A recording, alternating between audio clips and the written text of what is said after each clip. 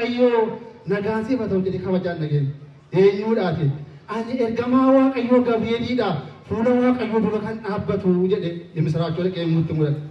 yeroo kanatti maal jette maal barbaadde jennaani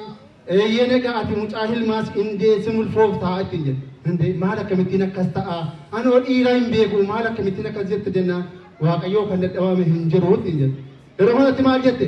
ata egaa akkuma yaada keetii naaf ta'u ittiin jette kanaaf ergamoonni illee hin galateeffatu sababa ta'eef nutis immoo yoo galateeffan yoo kabajanne itti daddabalama malee waan tokko nurraa hin dadhabu sababa ta'eef konfidensiidhaan kabajachuun yeroo hundumaa ishee fuuldura buusuun gaariidha waaqayyoof kan gangalateeffameef kan eebbifame nuuf haa ta'u. Egaa sagantaa keenya gara golabuu dheeraa sa'aatiin baay'ee sokkaa jira dhiifama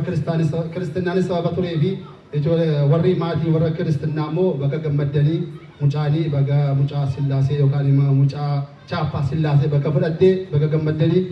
akkasuma kanatti aansuudhaan abbaan keenya dhaamsa guyyaa har'aa nuu dhaabu har'a maal fakkaan argite jechuudha.